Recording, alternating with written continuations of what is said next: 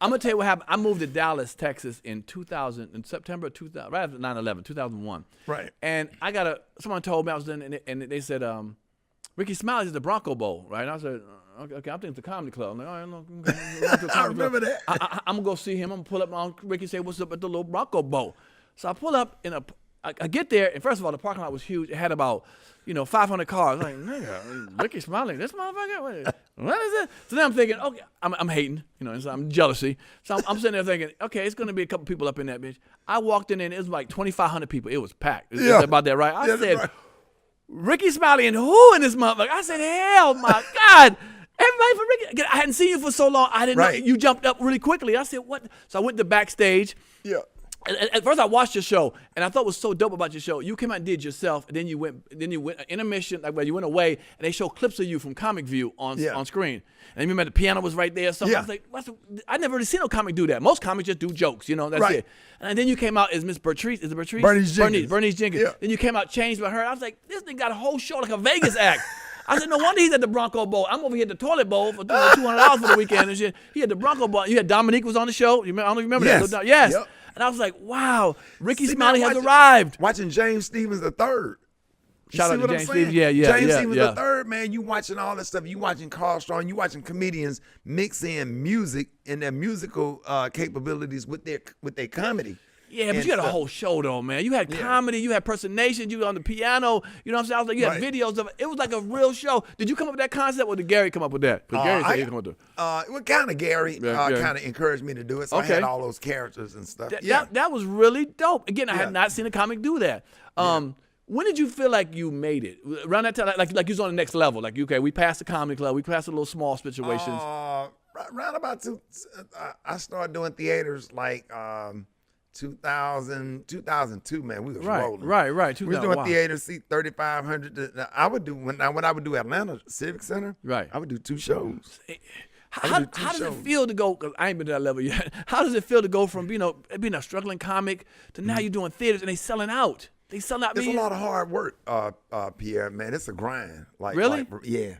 Yeah, and I just thank God for allowing me to see some of the things that I've seen, because one of the things that I learned, Pierre, if I can do it all over again, I would do a lot of stuff different. Really? All money ain't good money. Ooh, hold on. You know what I'm saying? All money ain't good money. You know what I'm saying? It's a lot of people in the cemetery chasing that star.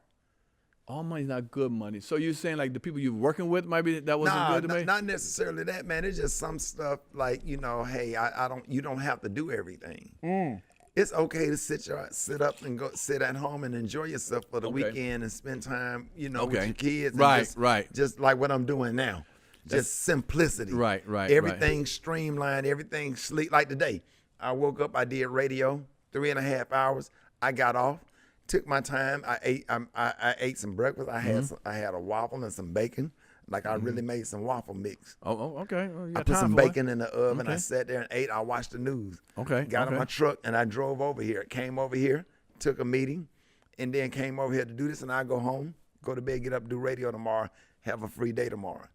I like what you said about all money ain't good money, because I'll be honest, I believe I messed my marriage up when I was younger, because I was chasing to be famous and I was doing every show and I wasn't in tune with my wife. I'd come home, I'd make the money and I'd come home and we'd go to a nice dinner on a Sunday and she's there talking about her week or whatever and I'm eating and I'm just thinking about other shows to do and I was just thinking about doing every little show. I mean, one time I felt bad. I'll tell you a quick story. I went to her job Christmas party and I remember she was there and I had to go do a 15-minute set at the Comedy Store. And I left her there to go do the Comedy Store, man. And my wife was by herself. Now, other people had couples and stuff. And I was like, I'll never do that again. I didn't think at the time. I'm trying to make it. I'm trying to chase every dollar, every situation. And you're right. As I look back, I regret it. And I asked my wife, I bought her all kind of material goods and stuff. I said, I bought you everything when we were talking about divorce. She said, yeah, but you didn't give me time. I mean, you gave me everything but time. Right. And I said, you know what? I'll never do that again. And that's why I like what you do with your grandkids. And you spend time with them. The cat in the cradle and the silver spoon. Right. Little boy blue and the man in the moon.